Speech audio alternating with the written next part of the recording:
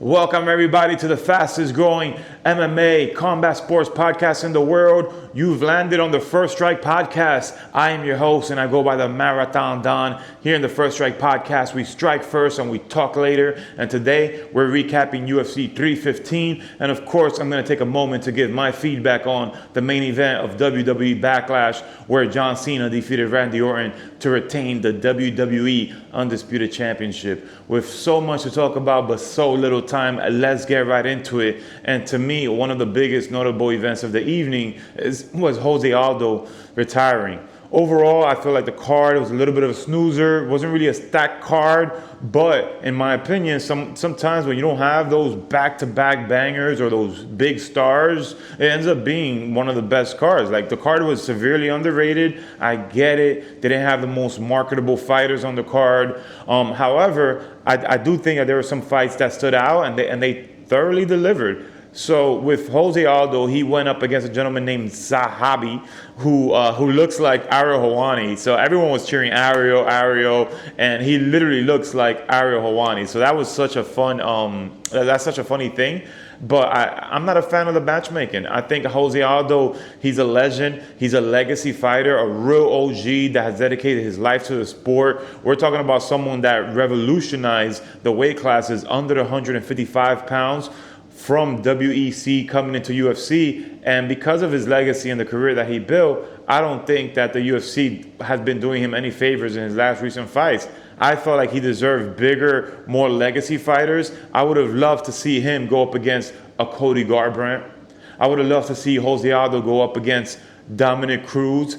And I don't really understand the matchmaking. Like, I get it. You have someone that's already a made fighter. They have, created their name. They're a legend of the sport, and you want to feed them to a newcomer to build that guy's resume. But this is not the way to do it. I think that Jose Aldo deserved much better from the UFC brass. I think it was horrible matchmaking. It was a complete robbery. I hated Zahabi's fighting style. I don't think he did much. Like, yeah, he stood in the pocket, and he was pivoting, switching stances.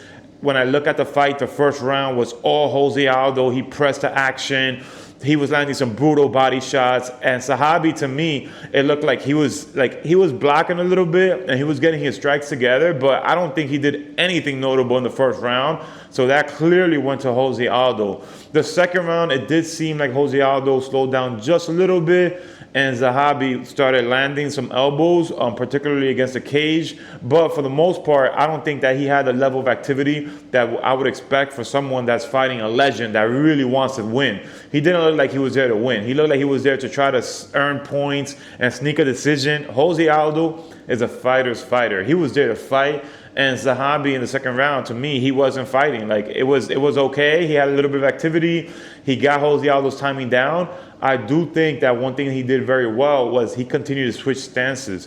And I think that kind of messed up the rhythm of Jose Aldo, because once he was able to get Jose Aldo's timing down, the stance switches kept throwing Jose Aldo's off his game, so he couldn't really load up on these long-winded combinations. So Jose Aldo, he's at his best when he's chaining together 4 or 5 punches and kicks. However, because this guy kept stance switching and jumping around, he really had to rely on the 1-2-1-2s and leading with the body punch.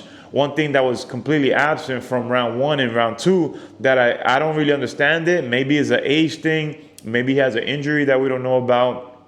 But we got to talk about the lack of leg kicks on Jose Aldo's part. Like, this is a guy, before leg kicks were a thing, he revolutionized leg kicks. I mean, look at the wars that he had back with Uriah Faber. Like, I've never seen a leg so swollen than when Jose Aldo fought Uriah Faber. He was known for his devastating leg kicks. Like, everyone used to say, hey, this guy's a soccer player, and it was soccer kicks coming at you. He had the best leg kicks in the game, and he used those to stifle so many former champions and Hall of Famers, such as Frankie Edgar's, and amongst others. I don't understand why in the later part of his career, particularly the last 3 to 5 years, why we don't see a high volume of leg kicks. If that's your go-to weapon, and I feel like that's a weapon that's not gonna age, right? As you get older, you can still throw leg kicks. It's just like your jab, your punches.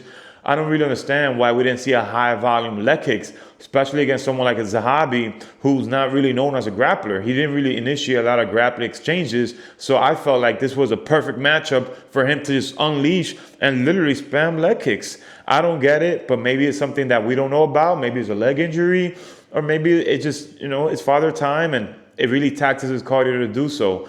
So round 1 and round 2, I had it for Jose Aldo, and boy, what a way to start round 3. Like, he almost finished Zahabi. It was a flying knee. We finally saw the kicks that I was talking about, even though it wasn't a leg kick. It looked like a soccer kick straight to the head, and he just came out the gate swinging, and he knocked down Zahabi almost 1 to 2 times. I don't understand how that round wasn't a 10-8. I think that from the judges and the general public, and from what I've been reading online, everyone agrees Jose Aldo, he emptied the tank. He gassed out. I get it. However, why are we not giving credit to the knockdowns? I don't understand how the judges could look at that round and give it to Zahabi. Like, Jose Aldo gassed out, and he still had the championship mentality to engage in the grappling, and he survived. Like, yeah, he literally emptied the tank. We saw him looking at the clock, and there was over 2 minutes, 3 minutes on the clock. He clearly gassed out. I get it. And obviously that led to Zahabi dominating the remainder of the fight, but I don't think enough credit was given to him with the almost near finish that he got.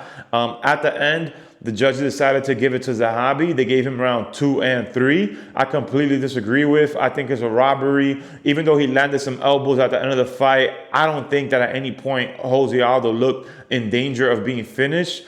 And to me, it was just a cardio thing. He gassed out, and I get it. I really don't get it, because this is a guy that was known for his cardio. He was known to go 5 rounds with a who's who, right? And to see him now in his career gassing in 3-round fights, maybe there's a weight cut. He did miss weight, so that definitely played a factor. But this is a guy that he built his resume in 145, decided to move to 135, and had good success, right? We're talking about someone that has beaten a few fighters, a few high-level fighters in 135. So I don't know why he gassed out. Maybe it was a bad weight cut. However, I do think that it was a robbery. It was a robbery. Zahabi did not win that fight. He did not win that fight. He didn't really have any significant strikes that I thought, the only best strikes that he landed was after Jose Aldo gassed out, and he was in his guard, and then he hit him with some elbows that cut him up, and it looked like it messed up his cheekbone. But I disagree with the judges. After the fight, Jose Aldo made the decision to retire. He took his gloves off. And if this is it, I think that the Brazilian Scarface, Jose Aldo, is a legend in my book. If this is truly your last fight, it's been such an honor to watch you fight. I've been a fan of Jose Aldo, one of the best interest theme musics of all time. The Rihanna song, the Run This Town. He always came to fight, no gimmicks. He always brought it, lose or win. He was a gentleman that always fought with honor, and always a very humble, respectful guy. So if this is it, and if he's calling it a career, it was a pleasure to watch your fights, Jose Aldo. Thank you so much for all the memories and all the amazing battles that you gave to all the fans. However, I think he got robbed. I wasn't a fan of that fight. And I think that the UFC, they should treat legends differently. Like, unless it's like a top 5 fighter that's at the cusp of winning a title shot and needs a name on their record, I do think that we got to protect our legends, man. Give them more legacy fighters. If I have someone like a Anderson Silva at the tail end of his career, why am I going to put him up against a up-and-comer that nobody knows? Zahabi's claim to fame is that he looks like Ariel Helwani. Like, I don't know who he fought before. I've never heard of him. I don't understand how he got the Jose Aldo fight, but I get it. It is what it is. So let's move on. So the co-main event, we have Valentina Shevchenko, and she defeats in my opinion, Fiora was a very tough contender with the striking, and Shevchenko, she proved why she's one of the top pound-for-pound women's best fighters in the world. It was a beautiful right hook that she kept landing every time that Fury would come in and land that side kick. I think that it was a very competitive fight, and Shevchenko, she demonstrated all aspects of MMA. She outworked her. The shot she landed on her nose, it looked like she broke her nose. That was devastating. I do think Fury had a good moments in the fight, but I think that Shevchenko completely earned that victory. I had it 4-1. I think later on in the fight, Fury kind of adapted to Shevchenko, and there were some notable moments, particularly against the cage and the grappling exchanges. But I think for the most part, Valentina, she proved why she's one of the best, and she won a hard-fought decision. In terms of who I would like to see her fight next, I think that, I'm not really sure. I would have to look at the rankings of that particular division. I don't think anyone right now stands out as a must-see contender. But shout out to the Bullet. She did it again. She defended her title, and I'm very, very happy for her. So congratulations. In the main event of the evening, wow, we have officially a new welterweight champion. Big shout out to all the Aussies out there and around the world. Maddalena does it. And Belal, I don't get it. I don't know what he was talking about. Everyone leading up to the fight, he was talking about he's going to show off his Canelo level striking. That had to be the worst strategy I've ever seen it. I was reviewing the stats earlier, and he went 3 for 9 on takedowns. Like, this is a guy that's a wrestler, and you're going 3 for 9 on takedowns. Like, you're training with Dagestanian legends like Islam and Nurmagomedov. I don't understand why he's not going for more takedowns. It was the worst fight strategy I've ever seen in my life. It took him over 3 minutes to initiate a takedown. Look at Chimaev, right? At Kamzat. You know what he does when the fight starts? He goes for a takedown.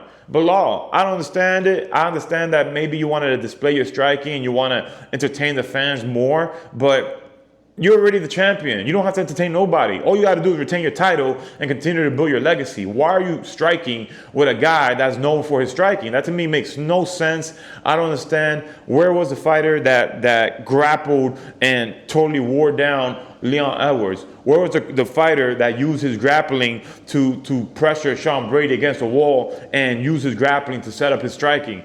I don't really get it. Like, I really don't get it. I would love to talk to Belal and get an interview and then speak to him and ask him, like, what was the strategy for the fight? What was the game plan? Because it didn't seem like he had one. It seemed like he wanted to show off his striking, and honestly, that's not what got you to the dance. You should have stuck with what got you to the dance in the first place, and that was the grappling. Going 3 for 9 on takedowns. Where were the chain wrestling? Where was the second, third attempts? When I look at someone like Marab, attempting and going for 20 plus takedowns, that's a workhorse mentality. Where was the workhorse mentality? All I saw was him getting picked apart, and I understand that Maddalena did a great job of scrambling, and he is a younger fighter. His takedown defense was excellent, but I would have loved to see Belal increase the work rate. When he did increase the grappling, he had more success, like in round 4. But I do think that Maddalena he did it. He picked apart Belal from the outside. He landed the most powerful shot, strong punches straight down the pipe. I love his stance switches, and he completely busted up the champ, cut his lip in half, and congratulations. It was a really good fight. In my opinion, the fight of the night. Very, very exciting fight, and Maddalena deserves it. And now, this completely shakes up the welterweight division. It was a very, very competitive fight. However, it was a very unanimous win. I had it 4-1 for JDM. I think that the only round Belal won was the 4th, and it looked like he almost got finished in the 5th round. And I think that it was a detriment to him to rely so much on his striking. I think that as soon as the bell would have ran, he should have literally gone for the ankle pick. Like, if you're a wrestler and you've been grappling your whole life, why not use a different style of takedown that these non-grapplers are not familiar with? Like, where was the ankle pick? Where was the second and third takedown attempt throughout the chain wrestling, right? Go for the takedown and then adjust, pivot, and then maybe a single leg to a double leg to a high crotch. We didn't see none of that. So, a tough loss for Belal. I felt like he had a good chance to really solidify his legacy as a champion, but to lose his title so fast, I think that it really shoots him down the ranking. And the way he lost, I don't foresee him getting a title shot anytime soon. Like, he might have to chain together another 5-10 fights, because the reality is that he wasn't really a fan favorite to begin with. So all he had to do was keep winning, and he didn't do it. So for someone like Belal, I think he skyrockets down the rankings. I won't be surprised to see him, exit the top 5. And, what's next for him?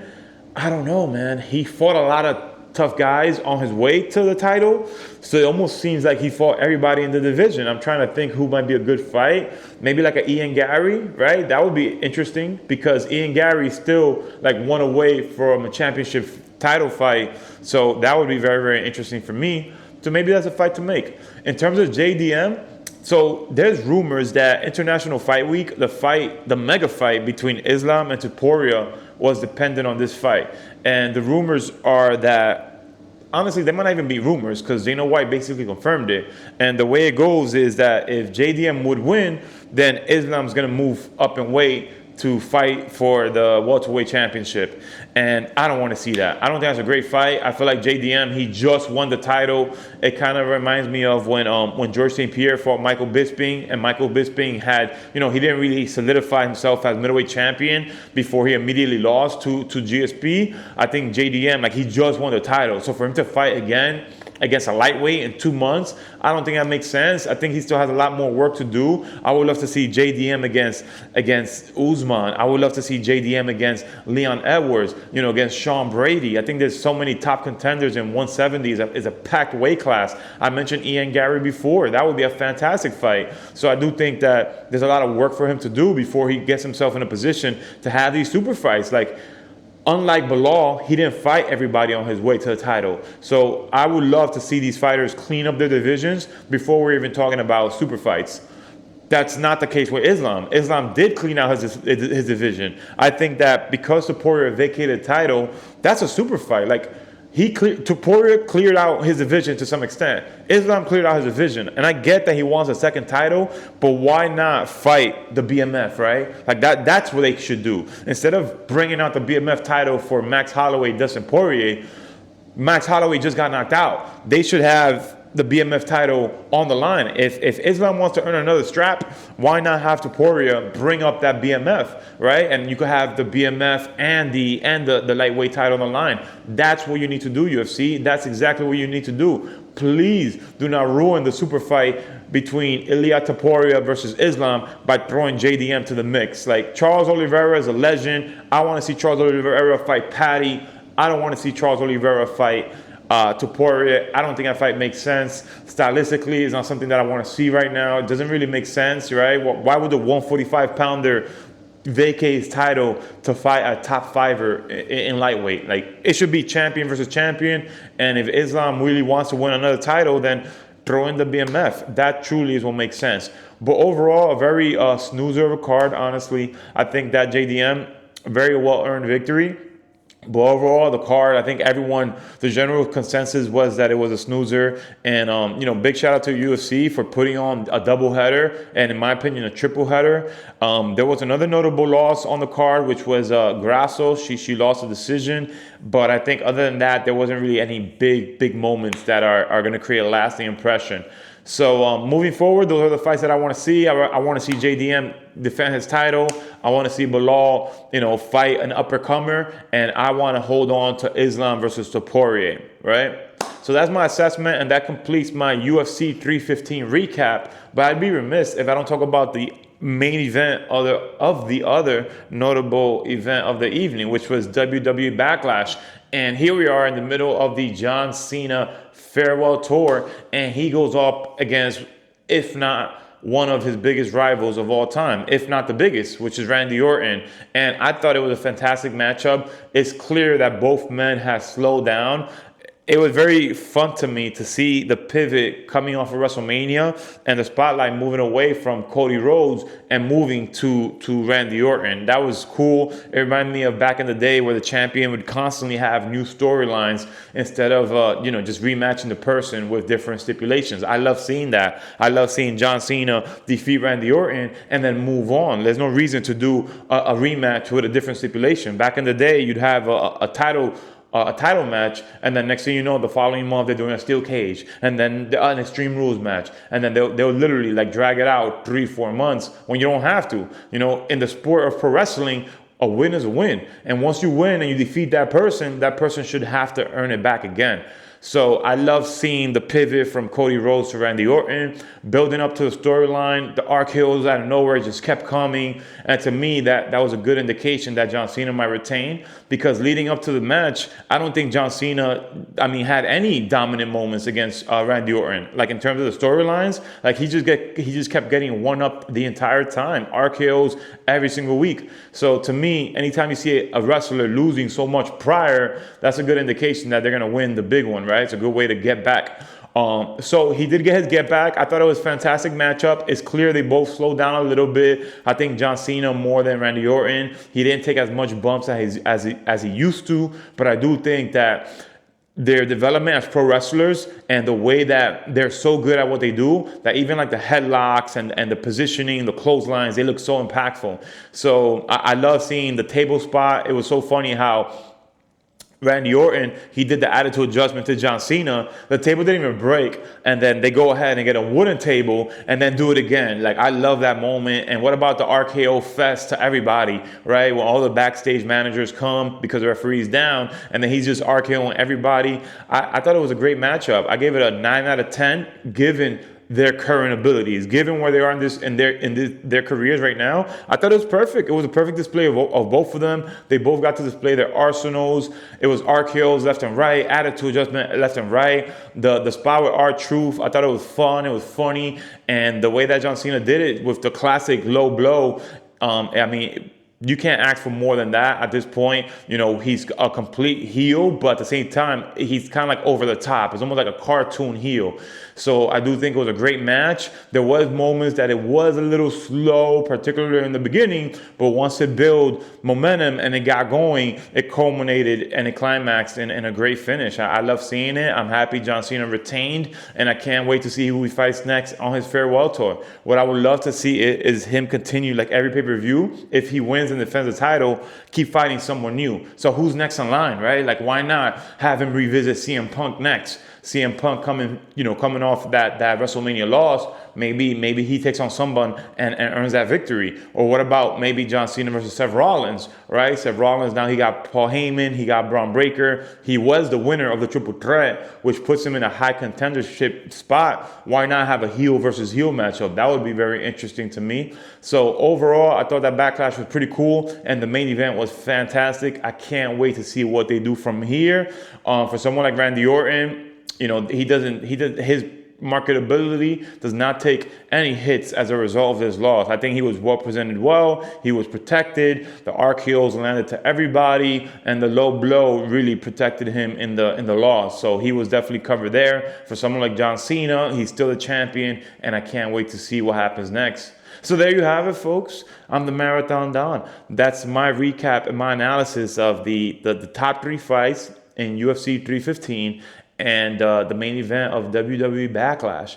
And I want to take a moment to thank all of you for supporting the channel. We're officially the fastest growing combat sports podcast in the world. We cracked 12,000 subscribers in 4 months, and we're very close to hitting 13,000. So if you're watching this video and you appreciate combat sports, take a moment to like, comment, and of course subscribe to the channel. I'm definitely going to be looking to doing some interviews this month, and definitely this summer. That's a roadmap. We're going to be trying to do pop-up interviews and get out there, bring you guys the best fighters around the world, amateur fighters, pro wrestlers, and everything else in between, and ask them the tough questions that nobody's asking. So if that's the type of content you want to see, make sure you support the channel. I just got monetized, so you guys could definitely purchase super comments and show that extra love and support as I continue to build the podcast. So once again, my name is the Marathon Don. I appreciate your support. Thank you for tuning in every single week, and I am